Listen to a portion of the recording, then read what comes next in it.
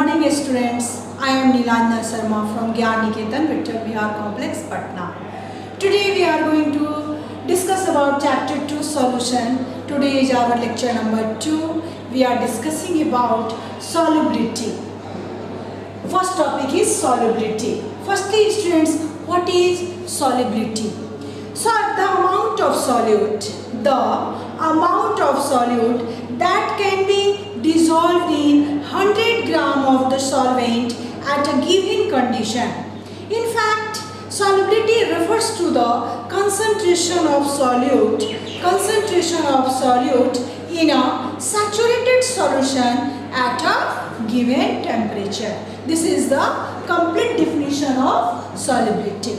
Okay students, let me talk about solubility of solid in liquid. कोई भी solute जो solid है और लिक्विड मतलब सॉल्वेंट है, तो किस फेनोमेना से student solid solute liquid solvent में क्या करता है, डिसॉल्व करता है. Let us discuss about that. Solubility of solid in liquid. What is cause behind this dissolution of solid in liquid? Dissolution of ionic solid. Ionic solid मतलब clear होगा student, जिसके ऊपर कौन सा बॉन्ड हो, जिसके अंदर क्या हो, कौन सा बॉन्ड हो, ionic bond. Dissolution of ionic solid in liquid occurs due to ion dipole interaction. मतलब आयोनिक सॉलिड अगर डिसॉल्व कर रहा है लिक्विड में, तो उनका जो बेसिक कारण होता है, जो रियल उनका कॉज होता है, वो क्या होता है, आयन डाइपोल इंटरेक्शन. वो मैं आपको समझाऊंगी अभी कि कैसे आयन डाइपोल इंटरेक्शन होता है. When an ionic solid dissolve in water, मैं भी स्ट्रक्चर्स आपको क्लियरिफाई करूंगी कि कैसे ये प्रोसेस होगा. When an ionic solid dissolve in water, the cation and anions of the solid get attracted by the opposite end of water dipole. ठीक है स्टूडेंट्स, ये तो बताइए ना कि अट्रैक्शन अगर होगा तो कैसे होगा, अपोजिट चार्जेस में ही अट्रैक्शन होते हैं. अब देखते हैं कि कैसे ये करते हैं. बाय द वे कोई आयनिक सॉलिड है, this is the ionic crystal. मान लेते हैं क्या है, NaCl है. Na के ऊपर कौन सा चार्ज होगा स्टूडेंट, प्लस, और Cl के ऊपर माइनस. तो ये वाला जो मेरा स्ट्रक्चर है ना, लेफ्ट हैंड साइड वाला, that is the ionic crystal. ये वाला जो रिप्रेजेंटेशन है ना स्टूडेंट, ये सॉल्वेंट, और यहाँ पे सॉल्वेंट क्या लिए है, वाटर मतलब H+ और ये O-. This is H+ and this is O-, और ये क्या है, वाटर डाइपोल. यहाँ पे क्या है स्टूडेंट, आयोनिक क्रिस्टल. ठीक है. अब जब भी आयोनिक सॉलिड वाटर सॉल्वेंट में डिसॉल्व करेगा, तो एक्चुअली उस प्रोसेस को क्या कहेंगे, हाइड्रेशन ऑफ आयोनिक क्रिस्टल. चलो अब देखते हैं कैसे हुआ. यहाँ पे जो स्टूडेंट आयोनिक क्रिस्टल था ना, एक के ऊपर क्या थे, पॉजिटिव चार्ज, और दूसरे के ऊपर क्या थे, निगेटिव चार्ज. ठीक है. तो दोनों आपस में डेविएट किए, मतलब एक साइड क्या ले लिए, पॉजिटिव, और एक साइड क्या ले लिए, निगेटिव. क्लियर. अब वाटर मॉलिक्यूल का ये वाला जो पार्ट था वो ऑक्सीजन का था, ऑक्सीजन के ऊपर क्या है स्टूडेंट्स, निगेटिव साइड. ठीक है ना. तो ये जो आयनिक क्रिस्टल का प्लस वाला है, उसके साइड अपना चेहरा कौन किया, अट्रैक्शन कौन दिखा रहा है, निगेटिव वाला. ठीक है. क्योंकि ये क्या है, H+O-, H+O-. तो यहाँ पे पॉजिटिव के साथ जो अट्रैक्शन दिखा रहा है, वो क्या दिखा रहा है, O-, मतलब पॉजिटिव के साइड जो अट्रैक्शन है किसका है, माइनस का है. पॉजिटिव के साइड जो अट्रैक्शन है वो किसका है, माइनस का है. पॉजिटिव के साइड जो अट्रैक्शन है वो किसका है, माइनस का है. अब यहाँ देखो, एक साइड क्या हुआ था आयनिक साइड में, पॉजिटिव, दूसरी साइड क्या हुआ था, निगेटिव वाले में ये साइड जो है H+, तो निगेटिव वाले साइड में कौन अट्रैक्ट हो रहा है, किसका चेहरा सामने है, फेस टू फेस. इधर निगेटिव है तो इधर आ गया पॉजिटिव, क्योंकि ये दोनों छोटे वाले जो बॉल थे वो क्या थे, H+. ठीक है.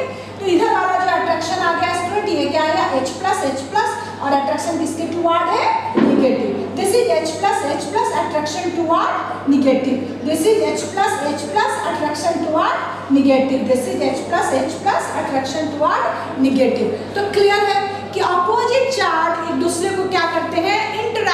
करते हैं, अट्रैक्ट करते हैं, और इसी दौरान इनका क्या होता है, डिसोल्यूशन, ठीक है।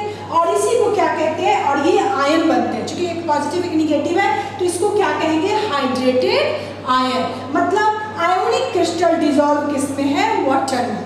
This is known as the hydration of ionic crystal. Clear.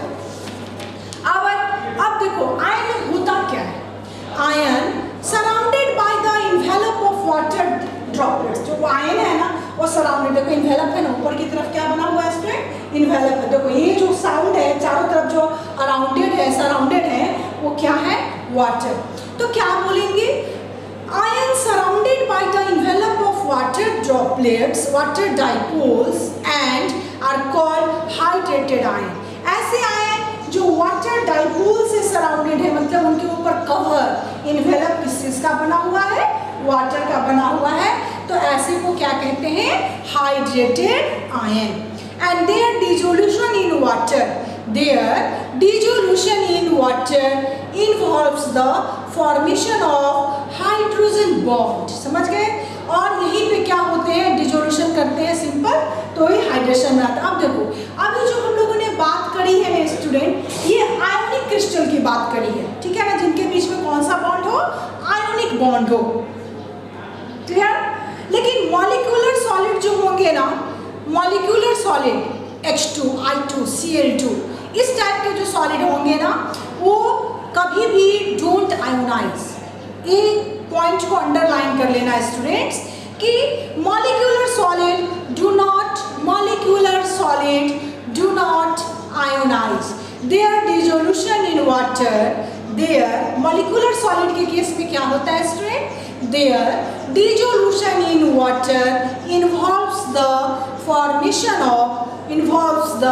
Formation of hydrogen bonds with water molecules, hydrogen bonds with water molecules. ये आयोनिक में क्या होते हैं, हाइड्रेटेड आयन या हाइड्रेशन होता है, जबकि मॉलिक्यूलर में सिंपल क्या किस चीज के फॉर्मेशन से बनते हैं, हाइड्रोजन बॉन्ड के फॉर्मेशन से। आई होप ये टॉपिक तुम्हारा बहुत क्लियर होगा, solubility of solid in liquid. अब देखते हैं, व्हेन एक रूल है स्टूडेंट, व्हेन बॉन्ड ब्रेक, जब कभी भी कोई भी बॉन्ड ब्रेक करेगा ना स्टूडेंट, तो एनर्जी क्या होगा, absorb. Clear. When any bond break, bond के ब्रेक होने में, टूटने में एनर्जी क्या होते हैं, एब्सॉर्ब। जबकि वही इस पॉइंट को ना एस्टेरिक देके इंपॉर्टेंट पॉइंट करके लिख लेना, ठीक है। And when bond formation, bond का जब फॉर्मेशन होता है तो hit of change of hit of enthalpy क्या होते हैं, लूज होगा, लॉस होगा, ठीक है। क्लियर है। अब देखते हैं factors affecting solubility of solid, factors affecting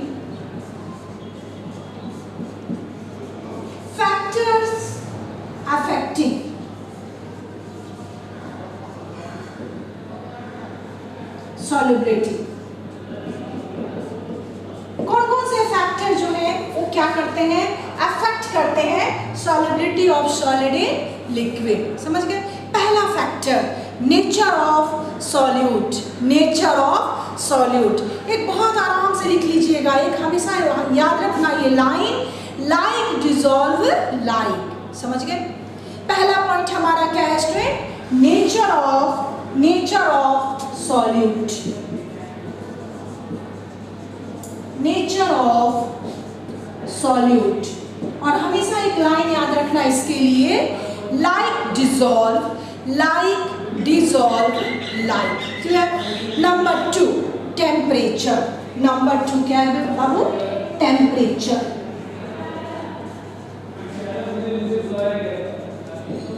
अब पहला देखते हैं, पहला जो पॉइंट था ना, नेचर ऑफ सॉल्यूट मतलब लाइक डिसॉल्व लाइक। क्लियर है, लाइक डिसॉल्व लाइक। सिंपली जो पोलर रहेंगे ना, आयनिक कंपाउंड जो रहेंगे, समझ गए, polar solute in polar solvent. मतलब क्या है, लाइक तो हमको एकदम हमेशा कंफर्म है इसके लिए, लाइक डिसॉल्व लाइक, मतलब एक जैसा चीज ही दूसरे में डिसॉल्व होगा। हमेशा मार्क करना है, हमारे यूनिवर्स का भी रूल है, जैसे तुम हो, तुम्हारी फ्रेंडशिप वैसे ही लड़कों से होगी, वैसे ही लड़कियों से होंगी। जैसी मैं हूँ, मेरी फ्रेंडशिप वैसे ही लोगों से है, क्योंकि ये नेचर का रूल है, लाइक डिजॉल्व लाइक। अब तो याद रहेगा ये लाइन, ठीक है। Polar solute in polar solvent and non polar solute in non polar solvent, ठीक है। एग्जाम्पल लिख लेना, ionic sodium chloride, potassium nitrate have large solubility in water, क्योंकि water क्या है students, polar compound। and I2 iodine, acid, sulfur are soluble in non-polar solvent, like non-polar solvent में रहेंगे जैसे carbon tetrachloride, non-polar solvent is carbon tetrachloride, carbon sulphide, इसमें ये क्या रहेंगे, डिसॉल्व करेंगे। समझ गए, कोई प्रॉब्लम तो नहीं हो रहा होगा। चलो देखते हैं number 2, temperature. Second factor is temperature. Temperature have a marked effect. Temperature का बहुत बड़ा इफेक्ट क्या है, सॉलिबिलिटी में। ये थोड़ा सोचने वाली और समझने वाली बात है, क्योंकि इसको लेकर के बहुत स्टूडेंट्स का कॉन्सेप्ट क्लियर नहीं होता है कि टेम्परेचर बढ़ाने पे सॉलिबिलिटी घट क्यों जाता है या टेम्परेचर घटाने पे सॉलिबिलिटी बढ़ क्यों जाता है। तो आखिर इसके पीछे रीजन क्या है, क्योंकि हमारा जनरल माइंडसेट है टेम्परेचर बढ़ाएंगे तो सॉलिबिलिटी बढ़ेगा, लेकिन ऐसा नहीं होता है। इसलिए ये वाला पॉइंट थोड़ा हमारा ज़्यादा इंपॉर्टेंट है, और इसका अच्छे से डिफाइंड वे में इंट्रोडक्शन तुम्हारा लीच एटेलियर्स भी किए थे क्लास 11 में। अभी अच्छे से बात कर लेते हैं क्लास 12 में। तो temperature have a marked effect on the solubility of the solid in liquid. Simply student, solute plus solvent क्या होता है, सॉल्यूशन। समझ गए। अब डेल्टा एच को क्या बोलते हैं, delta H is the change of heat of enthalpy. Delta H is known as change of enthalpy, a simple heat of enthalpy. Delta H जो है ना, change in enthalpy of solution. Delta H को क्या बोलेंगे, change of enthalpy of solution. अब देखते हैं first point, if delta H का वैल्यू अगर स्मॉलर है, समझ गया ना, if delta H value is, delta H का वैल्यू, अगर ये पॉइंट इंपॉर्टेंट है स्टूडेंट्स, एस्ट्रिक देके इसको लिखिएगा, if delta H is smaller than 0, delta H का वैल्यू 0 से कम होगा, that is the solution process is exothermic. Delta H का वैल्यू अगर 0 से कम है तो सॉल्यूशन प्रोसेस क्या कर रहा है, कौन सा रिएक्शन हो रहा है, exothermic. And according to the Le Chatelier's principle, Le Chatelier's पढ़े होंगे क्लास 11 में, and according to Le Chatelier's principle in the case of temperature will push the solution. समझ गए, लीच एटेलियर्स बोला था कि एक्सोथर्मिक रिएक्शन में अगर हम टेम्परेचर को इंक्रीज करेंगे, समझ गए, तो will push the solution equilibrium in the backward direction. तो इक्विलिब्रियम का को पुश क्या करेगा, वो बैकवर्ड डायरेक्शन में करेगा। समझ गए, that is the endothermic side. Backward direction मतलब क्या हुआ, endothermic side. And the solubility of the such solutes, और इस कंडीशन में सॉल्युबिलिटी ऑफ सच सॉल्यूट्स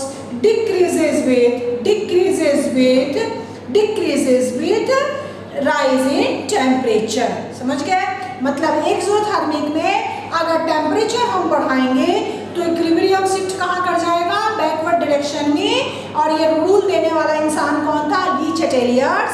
और ऐसे कंडीशन है, मतलब एक्सोथर्मिक में टेम्परेचर बढ़ाने पे सॉल्युबिलिटी ऑफ सॉल्यूट क्या होगा स्टूडेंट, घटेगा। और एग्जाम्पल इसका लिख लीजिएगा, lithium sulphate Li2SO4 and sodium sulphate. Clear. अब आते हैं point 2। Point 2 only this is the our last topic is the delta H is greater than 0. Write down, this is our last topic, temperature factor. Delta H is greater than 0 means process क्या हो रहा है solution का, endothermic. यहाँ पे Leach एटेलियर्स क्या बोले थे कि एंडोथर्मिक में अगर टेम्परेचर इंक्रीज करेंगे तो सॉल्यूशन पुश का होगा फॉरवर्ड डायरेक्शन में, और सॉल्युबिलिटी ऑफ सॉल्यूट क्या करेगा, इंक्रीज करेगा।